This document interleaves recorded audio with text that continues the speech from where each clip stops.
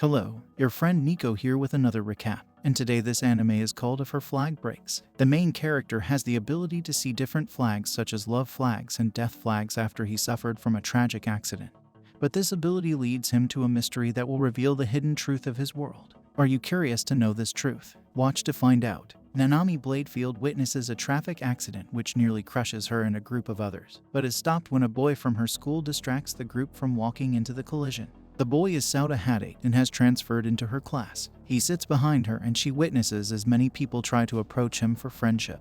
But he rejects their friendship. Later she confronts him for his habit of looking at the top of people's heads, and he reveals he has the ability to see flags above people's heads. And by taking certain actions he can break these flags, such as death flags or love flags. She doesn't believe him and he tells her to avoid him as those around him run into misfortune. For example, he was the lone survivor of a ship sinking. She is sick of his attitude and says that they will be friends. At lunch they meet Akane Mahaugasawa, who introduces herself and wants to eat lunch with them. She has a friendship flag, but no matter how many times he rejects her, Souta is unable to break her flag. They talk and Akane is revealed to be an heiress to a large corporation and Nanami is a princess of a poor and small country. Akane insists that they must be friends, and after some time he agrees to show them his home. They are shocked to see he lives in an abandoned dorm, called the Quest Dorm, which is in rough shape. When they are alone, Nanami asks Akane why they want to be friends, and she reveals that when she was young, friendships were shattered by her family because she was an heiress, and now she wants to try hard to make real friends. A death flag appears on Akane, and she has an accident in the house. Since the flag continues to persist, Souta has no choice to turn it into a love flag, and he kisses her. The flag turns into a completed conquest flag, but Souta realizes he now has a death flag. In the past, Souta remembers meeting Sakura about the Premium Ambriel, the ship that eventually sank, and he was the lone survivor. On the ship, Sakura asks him to play a game with her. In class they are confronted by Akaku, a former childhood friend of his, and plays the role of his big sister since his parents passed away in the ship accident. She feels terrible that he was living in the abandoned dorm. A big sister flag appears on her head, but Souta is not able to break it as she wants to take care of him. They meet Tsumugi, the elder, to see if something can be done about the dorm. She initially refuses to budget the finances to help them, but Momori, the student council president, intervenes. The engineering club is tasked to help them and the abandoned dorm is renovated. During the renovation, Souta meets Megumu and asks him for help. Megumu is happy that Souta thinks he's a boy instead of a girl, so he starts to generate many friendship flags. Megumu is sick of other students mistaking him for a girl. When the renovation finishes, the girls and Megumu move in so that the dorm can stay open. That night he remembers that Sakura gave him the ability to see flags, and in exchange he must learn the ultimate truth of this world. The next morning an android named Ruri arrives at the dorm. She announces she was sent by Akane's family to protect her. They go to school and have lunch together, where they see Momori announce a track meet. The girls are excited for the track meet, but Momori arrives saying that if the dorm does not win the track meet, the building will be torn down. This is because the school's governing board do not like the idea of a co-ed dorm. To help the dorm win the track meet, Momori has asked Rin to move in and help the dorm. Souta notices that Rin has a man-hating flag. Rin helps the dorm train for the track meet. One day while training, Rin tells Souta that he will never live up to a childhood friend she had, a boy that stood up to her and helped her fight threats and was her best friend. They realize they are actually childhood friends, and she is sad that she bullied him when they were younger. Souta sees that she has a Yandere flag and he comforts her to get rid of the flag, but it only turns into a completed love flag.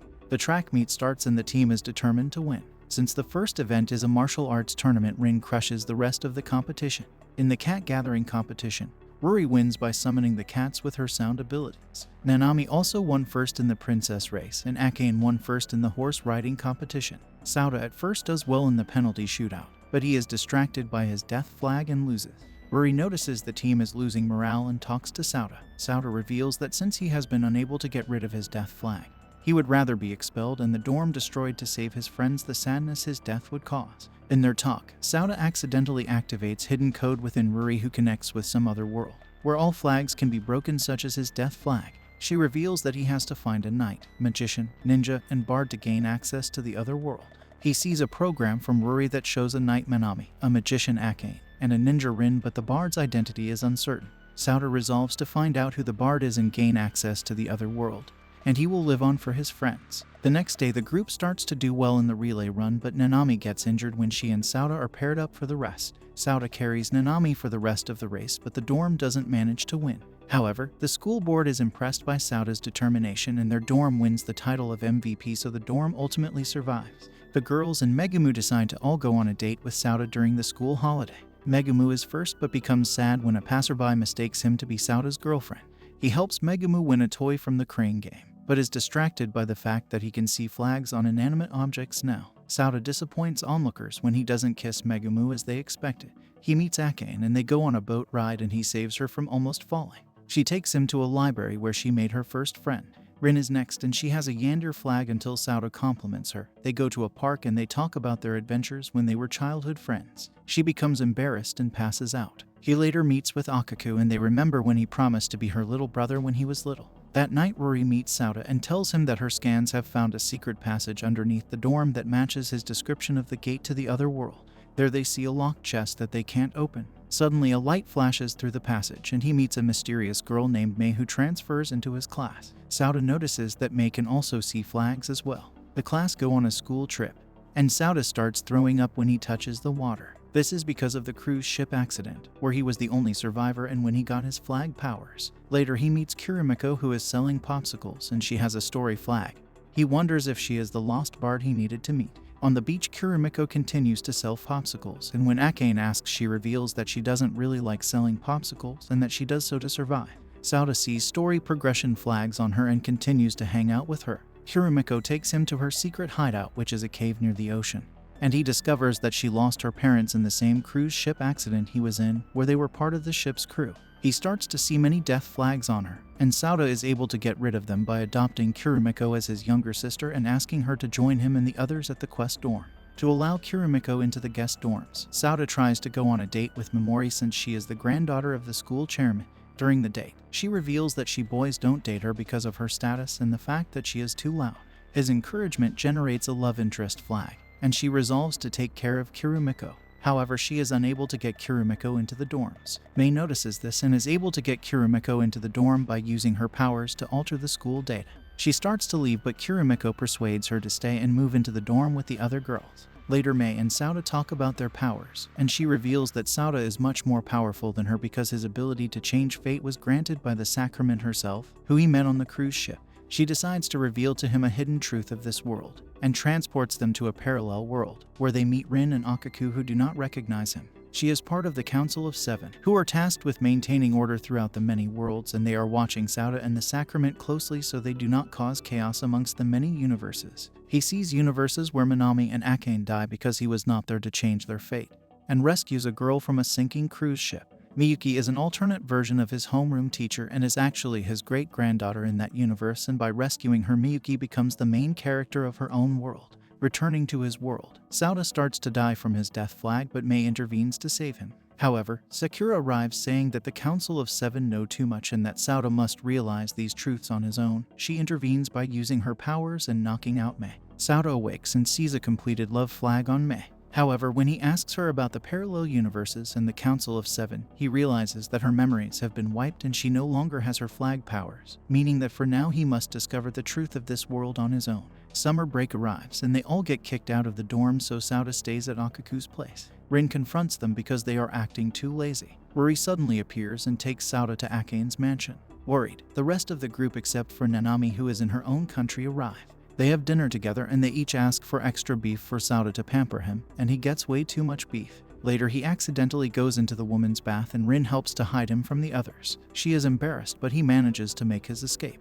Nanami calls Akane and sees that the rest of the group are staying with Akane, and she becomes upset that they are all having fun without her. The group decides to fly to Nanami so that she won't be lonely. When they land in her country, they have to take an additional train ride to Nanami's house. On the train, Souta meets Hakua, Nanami's younger sister and the youngest and last in line to the throne of the Bladefield Kingdom.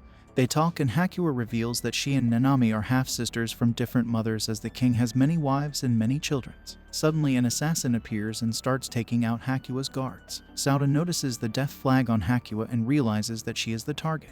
The assassin looks like Ruri, and their Ruri, who is in portable form, reveals that she must be a mass-produced version of her. They manage to lure the assassin Ruri onto the last train car, and Souta separates the car from the train to remove the assassin. Before assassin Ruri can continue to chase them, she is taken out by a masked figure. There exists a legend in which two princesses rule a kingdom plagued by darkness. A boy was turned into a royal flag to chase away the darkness, and the heroes fought but fell against the darkness.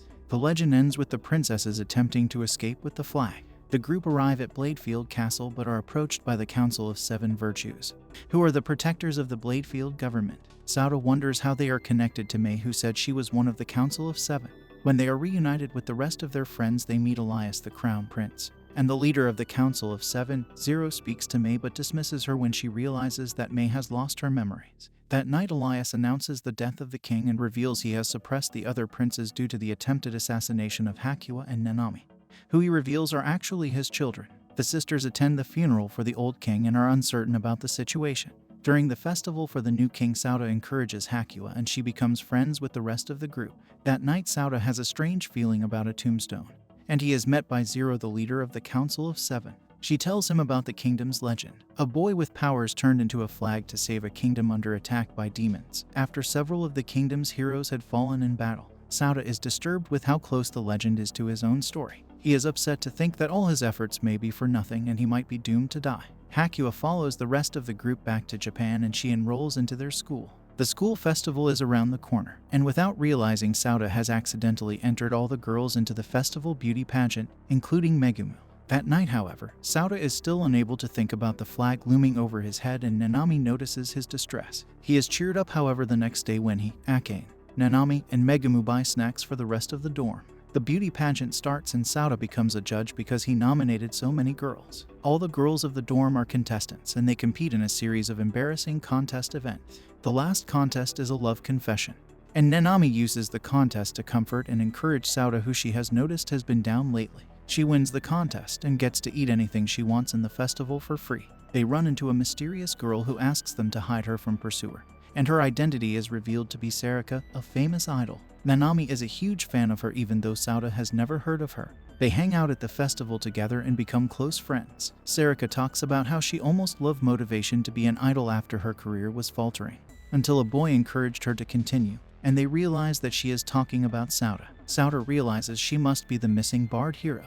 After the festival, Souta spends time in the dorm and promises the girls he will dance with them. That night during the concert, Sarika performs and Souta sees that her flag is generating tremendous light. The light seems to collect all the girls' flags and he realizes that his powers must be getting stronger and that all the girls' flags must be connected to him. Suddenly time stops and Zero appears. She reveals he lives in a simulated world that the Council of Seven had constructed to combat the monster Angelus Gemini, a computer program gone wrong. He realizes she is telling the truth due to her truth flag. She tells him that his flag powers have been cultivated by numerous simulations the Council of Seven have been conducting using all of humanity as data, and that everything he has done and everyone he has met has just been data, except for the Sacrament Sakura that gave him the flag powers. Zero appeals to Souta that he must use his powers to save humanity, and that the simulation will soon collapse, and he reluctantly agrees to leave this world. In the real world, Souta joins the Council of Seven to fight the Angelus Gemini in cyberspace with his flag powers. He uses his flag powers to destroy them.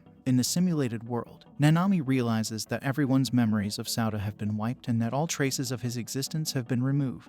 It is soon graduation day, and all the members of the quest dorm leave the dorm. A frustrated Nanami breaks into Sauta's locked room and finds Sauta's letter. Ruri appears and reveals to Nanami the truth, that she is actually Sauta's sister who has been split into two and with one of her jailed by the Council of Seven to prevent her escape. Jailed, Nanami reveals that the Council of Seven, in a desperate bid to fight the Angelus Gemini, an AI that is starting to attack humanity, sent Sauta's consciousness into simulations to try to awaken his flag powers. Nanami, his sister, tried to save him but was caught and imprisoned.